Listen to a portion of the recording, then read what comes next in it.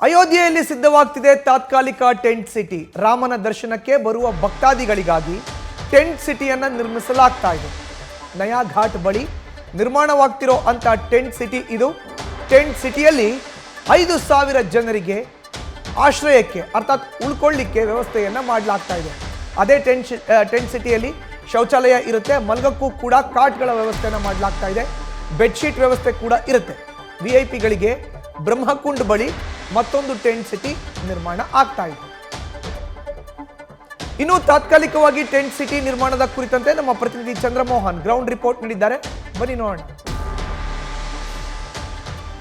ದೇಶದ ಕೋಟ್ಯಾಂತರ ರಾಮ ಭಕ್ತರ ಕನಸು ನನಸಾಗ್ತಾ ಇದೆ. ಅಯೋಧ್ಯೆಯಲ್ಲಿ ದಿವ್ಯ ಭವ್ಯ ರಾಮ ಮಂದಿರ ನಿರ್ಮಾಣ ಆಗಿದೆ. ಜನವರಿ 22ನೇ ತಾರೀಕು ರಾಮ ಮಂದಿರದ ಗರ್ಭಗುಡಿಯಲ್ಲಿ ರಾಮ್ಲಲ್ಲನ ಪ್ರಾಣ ಪ್ರತಿಷ್ಠಾಪನೆ ನಡೆಯಲಿದೆ. ಈ ಕಾರ್ಯಕ್ರಮದಲ್ಲಿ ಭಾಗವಹಿಸಲು ದೇಶಾದ್ಯಂತ 1 ಲಕ್ಷಕ್ಕೂ ಹೆಚ್ಚಿನ ಜನರು ಅಯೋಧ್ಯೆಯತ್ತ ಹರಿದು ಬರಲಿದ್ದಾರೆ. ಅಯೋಧ್ಯೆಗೆ ಬರುವ ಜನರ ಅನುಕೂಲಕ್ಕಾಗಿ ಅವರಿಗೆ ತಂಗ್ಲಿಕ್ಕೆ ಬೇಕಾದಂತಹ ವ್ಯವಸ್ಥೆಯನ್ನ ಈಗ ಅಯೋಧ್ಯೆಯಲ್ಲಿ ಮಾಡಲಾಗ್ತಾ ಇದೆ. ಮುಖ್ಯವಾಗಿ ಅಯೋಧ್ಯೆಯಲ್ಲಿ 100ರಿಂದ 150 ಹೋಟೆಲ್ಗಳು ಮಾತ್ರ ಇವೆ. ಹೀಗಾಗಿ ಬರುವಂತಹ ಎಲ್ಲಾ ಜನರಿಗೂ ಕೂಡ ಹೋಟೆಲ್ಗಳಲ್ಲೇ ವಸತಿ ವ್ಯವಸ್ಥೆಯನ್ನ ಕಲ್ಪಿಸಲಿಕ್ಕೆ ಸಾಧ್ಯವಾಗುವುದಿಲ್ಲ.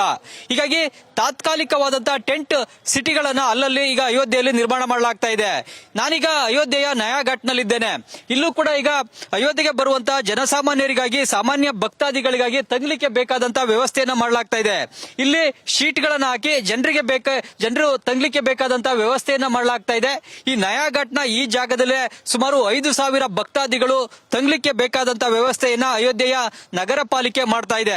ಮುಖ್ಯವಾಗಿ ಇಲ್ಲಿ ಮೇಲ್ಗಡೆ ಶೀಟ್ ಅನ್ನು ಹಾಕಲಾಗುತ್ತೆ, ಜೊತೆಗೆ ಜನರಿಗೆ ಮಲಗಲಿಕ್ಕೆ ಬೇಕಾದಂತಹ ಕಾಟು, ಬೆಡ್ಶೀಟ್ ಅನ್ನು ಕೂಡ ಉಚಿತವಾಗಿ ನೀಡಲಾಗುತ್ತೆ. ಈ ಸ್ಥಳದಲ್ಲೇ ಶೌಚಾಲಯದ ವ್ಯವಸ್ಥೆ, ಸ್ನಾನದ ವ್ಯವಸ್ಥೆಯನ್ನು ಕೂಡ ಈಗ ನಗರ ಪಾಲಿಕೆ ಮಾಡ್ತಾ ಇದೆ.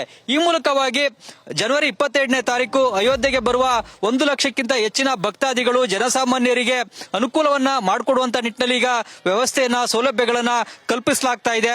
ಮುಖ್ಯವಾಗಿ ಇಲ್ಲಿ ಮಾತ್ರ ಅಲ್ಲದೆ ಇನ್ನು ಬ್ರಹ್ಮಕುಂಡದ ಬಳಿಯೂ ಕೂಡ ಈಗಾಗಲೇ ತಾತ್ಕಾಲಿಕ ಟೆಂಟ್ ಸಿಟಿಯನ್ನ ನಿರ್ಮಾಣ ಮಾಡಲಾಗಿದೆ. ಬ್ರಹ್ಮಕುಂಡದ ಬಳಿ VVIPಗಳಿಗಾಗಿ ಟೆಂಟ್ ಸಿಟಿಯನ್ನ ನಿರ್ಮಾಣ ಮಾಡಲಾಗಿದೆ. ಆದ್ರೆ ಈ ನಯಾಘಾಟ್ನ ಈ ಜಾಗದಲ್ಲಿ ಜನಸಾಮಾನ್ಯರಿಗಾಗಿನೇ ಇಲ್ಲಿ ಶೀಟ್ ಅನ್ನ ಹಾಕಿ ಆಶ್ರಯದ ವ್ಯವಸ್ಥೆಯನ್ನ ಕಲ್ಪಿಸ್ಲಿಕ್ಕೆ ಈಗ ಕೆಲಸಗಳು ನಡೀತಾ ಇವೆ. ಇವೆಲ್ಲವೂ ಕೂಡ ಮುಂದಿನ 1 ವಾರ 15 ದಿನದಲ್ಲಿ ಪೂರ್ಣ ಆಗುತ್ತೆ. ಇಲ್ಲಿ ವಿದ್ಯುತ್ನ ಸೌಲಭ್ಯ ಆಗ್ಬೋದು, ಕಾಟ್ನ ಸೌಲಭ್ಯ, ಬೆಡ್ಶೀಟ್ನ ಸೌಲಭ್ಯ, ಶೌಚಾಲಯ, ಸ್ನಾನದ ವ್ಯವಸ್ಥೆ ಎಲ್ಲವನ್ನು ಕೂಡ ಮಾಡಲಾಗುತ್ತೆ. ಮುಖ್ಯವಾಗಿ ಅಯೋಧ್ಯೆ ಒಂದು ಚಿಕ್ಕ ಟೌನ್ ಆಗಿದೆ. ಇಲ್ಲಿ ಹೆಚ್ಚಿನ ಹೋಟೆಲ್ನ ಸೌಲಭ್ಯ ಇಲ್ಲ. ಎಲ್ಲರಿಗೂ ಕೂಡ ಹೋಟೆಲ್ಗಳನ್ನೇ ರೂಮ್ನ ವ್ಯವಸ್ಥೆಯನ್ನ ಮಾಡ್ಕೊಡ್ಲಿಕ್ಕೆ ಆಗೋದಿಲ್ಲ. ಆ ಕಾರಣಕ್ಕಾಗಿನೇ ಈಗ ಈ ರೀತಿಯಾಗಿ ತಾತ್ಕಾಲಿಕವಾದಂತಹ ವಸತಿ ವ್ಯವಸ್ಥೆಯನ್ನ, ಆಶ್ರಯದ ವ್ಯವಸ್ಥೆಯನ್ನು ಕೂಡ ಈಗ ಅಯೋಧ್ಯೆಯ ನಗರ ಪಾಲಿಕೆಯಿಂದ ಮಾಡಲಾಗ್ತಾ ಇದೆ. ಜೊತೆಗೆ ಉತ್ತರ ಪ್ರದೇಶ ಸರ್ಕಾರ ಕೂಡ ಬರುವಂತಹ ಭಕ್ತಾದಿಗಳಿಗೆ ತೊಂದರೆ ಆಗದಂತೆ ಅವರಿಗೆ ಬೇಕಾದಂತಹ ಸೌಲಭ್ಯಗಳನ್ನ ಕಲ್ಪಿಸುವಂತ ನಿಟ್ಟಿನಲ್ಲೂ ಕೂಡ ಈಗ ಕ್ರಮಗಳನ್ನ ತೆಗೆದುಕೊಂಡಿದೆ. ಜೊತೆಗೆ ಅಯೋಧ್ಯೆಯ ರಾಮ ಜನ್ಮಭೂಮಿ ಟ್ರಸ್ಟ್ ಕೂಡ ಜನವರಿ 22ನೇ ತಾರೀಕು ದೇಶದ ಎಲ್ಲಾ ಕಡೆಯಿಂದ ಜನ ಅಯೋಧ್ಯೆಗೆ ಬರೋದು ಬೇಡ, ನಿಮ್ಮ ಗ್ರಾಮಗಳಲ್ಲೇ, ನಿಮ್ಮ ಸಿಟಿಗಳಲ್ಲೇ ಇರುವಂತಹ ದೇವಸ್ಥಾನಗಳಿಗೆ ಹೋಗಿ ಅಲ್ಲೇ ಪೂಜೆ, ಪ್ರಾರ್ಥನೆಯನ್ನ ಮಾಡಿ ಅನ್ನೋ ಒಂದು ಮನವಿಯನ್ನು ಕೂಡ ಮಾಡಿಕೊಂಡಿದೆ. ಏಕೆಂತಂದ್ರೆ ಲಕ್ಷಾಂತರ, ಕೋಟ್ಯಾಂತರ ಜನ ಒಂದೇ ದಿನ ಅಯೋಧ್ಯೆಗೆ ಬಂದ್ರೆ ಇಲ್ಲಿ ಸೌಲಭ್ಯಗಳನ್ನು ಕಲ್ಪಿಸಲಿಕ್ಕೆ ಸಾಧ್ಯವಾಗೋದಿಲ್ಲ. ಅವತ್ತು VVIPಗಳು ಎಲ್ಲರೂ ಕೂಡ ಅಯೋಧ್ಯೆಗೆ ಬಂದಿರ್ತಾರೆ. ಅದ್ರ ಜೊತೆಗೆ ಜನಸಾಮಾನ್ಯರು ಕೂಡ ಲಕ್ಷಗಟ್ಟಲೆ ಸಂಖ್ಯೆಯಲ್ಲಿ ಅಯೋಧ್ಯೆಗೆ ಬಂದ್ರೆ ಸೌಲಭ್ಯವನ್ನು ಕಲ್ಪಿಸತಕ್ಕಂಥದ್ದು ಕಷ್ಟ ಆಗುತ್ತೆ. ಈ ಕಾರಣಕ್ಕಾಗಿನೇ ನಿಮ್ಮ ಗ್ರಾಮಗಳಲ್ಲೇ ಇರುವಂತಹ ದೇವಸ್ಥಾನಗಳಲ್ಲೇ ಪೂಜೆ, ಪ್ರಾರ್ಥನೆಯನ್ನ ಸಲ್ಲಿಸಿ ಮತ್ತು ಅಯೋಧ್ಯೆಯಲ್ಲಿ ನಡೆಯುವಂತಹ ಪ್ರಾಣ ಪ್ರತಿಷ್ಠಾಪನೆಯನ್ನ ದೇಶಾದ್ಯಂತ ನೇರ ಪ್ರಸಾರದ ವ್ಯವಸ್ಥೆಯನ್ನು ಕೂಡ ಮಾಡಲಾಗಿದೆ. 5 ಲಕ್ಷ ಗ್ರಾಮಗಳಲ್ಲೂ ಕೂಡ ನೇರ ಪ್ರಸಾರದ ವ್ಯವಸ್ಥೆಯನ್ನ ಮಾಡಲಾಗಿದೆ ಅಂತೇಳಿ ಈಗಾಗಲೇ ರಾಮ ಜನ್ಮಭೂಮಿ ಟ್ರಸ್ಟ್ ಕೂಡ ಹೇಳಿದೆ. ಇಲ್ಲಿ ತಾವು ನೋಡಬಹುದು, ವಿಶಾಲವಾದಂತಹ ಮೈದಾನದಲ್ಲಿ ಈಗ ಟೆಂಟ್ ಸಿಟಿಯನ್ನು ಕೂಡ ನಿರ್ಮಾಣವನ್ನ ಮಾಡಲಾಗ್ತಾ ಇದೆ. ಇಲ್ಲಿ ಜನಸಾಮಾನ್ಯರಿಗೆ ಮಾತ್ರನೇ ಉಳಿದುಕೊಳ್ಳಿಕ್ಕೆ ವ್ಯವಸ್ಥೆಯನ್ನು ಕೂಡ ಮಾಡಲಾಗ್ತಾ ಇದೆ. ಅದೇ ರೀತಿಯಲ್ಲಿ VVIPಗಳಿಗೂ ಕೂಡ ಪ್ರತ್ಯೇಕವಾದಂತಹ ಟೆಂಟ್ ಸಿಟಿಯನ್ನ ನಿರ್ಮಾಣ ಮಾಡಿ ಅವ್ರಿಗೂ ಕೂಡ ಉಳಿದುಕೊಳ್ಳುವಂತಹ ವ್ಯವಸ್ಥೆಯನ್ನು ಈಗ ಅಯೋಧ್ಯೆಯಲ್ಲಿ ಮಾಡಲಾಗ್ತಾ ಇದೆ. ಕ್ಯಾಮರಾಮನ್ ರಘು ಜೊತೆ ಚಂದ್ರಮೋಹನ್, ನ್ಯೂಸ್ ಫಸ್ಟ್, ಅಯೋಧ್ಯ. ಇದು ಒಟ್ಟಾರೆ ಉತ್ತರ ಪ್ರದೇಶದ ಅಯೋಧ್ಯೆಯಲ್ಲಿ ಏನು ಆ ರಾಮ ಜನ್ಮಭೂಮಿಯ ಸ್ಥಳದಲ್ಲಿ ರಾಮಲಲ್ಲನ ಪ್ರತಿಷ್ಠಾಪನೆ ಆಗುತ್ತೆ ಜನವರಿ 22.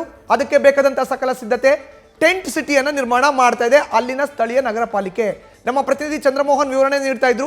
ಬರೋಬ್ಬರಿ 1 ಲಕ್ಷ ಮಂದಿ ಅವತ್ತು ಸೇರುವಂತಹ ಸಾಧ್ಯತೆಗಳು ಇದೆ. ಬರೋರ್ಗೆಲ್ರಿಗೂ ಕೂಡ ಲಾಡ್ಜಿನ ವ್ಯವಸ್ಥೆ ಅರ್ಥಾತ್ ವಸತಿ ವ್ಯವಸ್ಥೆ ಮಾಡ್ಲಿಕ್ಕೆ ಆಗಲ್ಲ. ಈ ನಿಟ್ಟಿನಲ್ಲಿ ಕಾಟ್ನ ವ್ಯವಸ್ಥೆಯನ್ನ ಮಾಡಲಿಕ್ಕೆ ಈಗ ಅಲ್ಲಿನ ಸ್ಥಳೀಯ ನಗರ ಪಾಲಿಕೆ ಮುಂದಾಗ್ತಾ ಇದೆ. ಟೆಂಟ್ ಸಿಟಿಯನ್ನು ನಿರ್ಮಾಣ ಮಾಡಿ ಅಲ್ಲೇ ಆಶ್ರಯವನ್ನು ನೀಡೋದು, ಶೌಚಾಲಯದ ವ್ಯವಸ್ಥೆಯನ್ನು ಮಾಡೋದು, ಸ್ನಾನಕ್ಕೂ ಕೂಡ ಅವಕಾಶವನ್ನ ಮಾಡಿಕೊಡುವಂಥ ಸಿದ್ಧತೆಗಳನ್ನು ಈಗಾಗಲೇ ಆರಂಭ ಮಾಡಿದೆ.